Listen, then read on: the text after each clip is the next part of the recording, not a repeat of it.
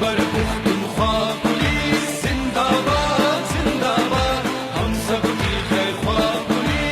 الله الرحمن الرحیم. تاسو ټول ډیره شکریا، ډیره مهرباني چې تاسو دلته کې راغونډ شوي او راغلي او تاسو د سړیو د پولیسو په خال فازو کې یاد کړو. نو تاسو ټول ډیره مهرباني او تاسو ټول ته سلام کوم.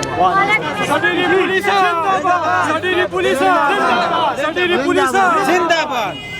د دې نه علاوه دا کوم وکړو چې شی و ډیره د خفګان وکړو باغې کې زمونږ د صدلی رور مقتول د وفات شو.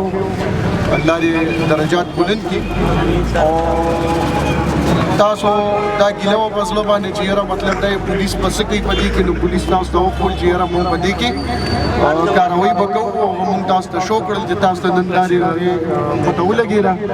ملزمان مونږ اریسټ کړل او په ډېر لنډ وخت کې ظلم چې کوم دی هغه ونیول او تاسو مخامخ دي په حوالت کې پراته.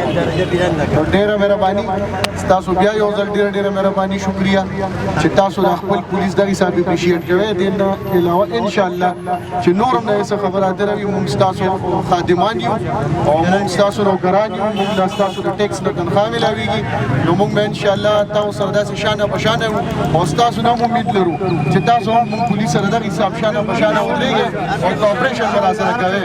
نو ډېره مهرباني، عزتمن شي، خوشاله اوسئ. ډېره مهرباني. یو زه د مقتول راریم څنګه چې موږ سره ډي اس پي صاحب واده کړې وه، چونکې موږ د دې نه مخکې د پولیس د کارکردګۍ نه د ډي اس پي صاحب د راتلو نه مخکې ډېر ناامیده شوي، خو د دوی په شان افسران چې رالل نو موږ له والله چې د ملک سره او د پولیس سره د وطن سره مینه واپس پیدا کړه او زموږ هغه بد اعتمادي واپس په اعتماد کې بدله کړه.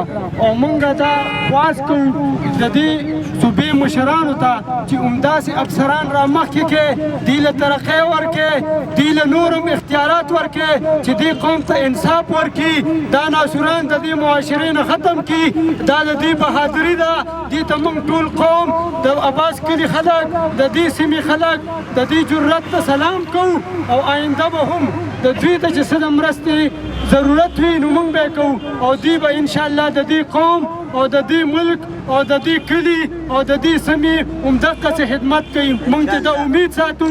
خو موږ بیا هم د ډي اس پي عدنان صاحب او د اس ایچ او صاحب چې نوم یې اشفاق صاحب دی او د دوی د ټیم ډېره غټه شکریا ادا کوو او دا پرزور مطالبه کوو چې دوی ته دې هم د دې داد په حکومتي سطح هم ورکړی شي چې د دې جذبې نور هم بلند شي او د دوی چې کوم نظریه ده دې ته تقویت میلو شي چې د مجرمانو خلاف همدغسې سخت نه سخت کارروی کوي.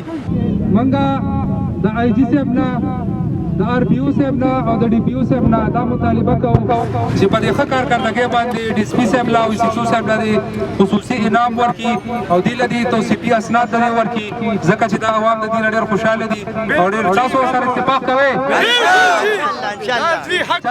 پولیس زنده‌باد، خیبر پختونخوا پولیس زنده‌باد، ډي اس پي عدنان خان، اس ایچ او اشفاق خان.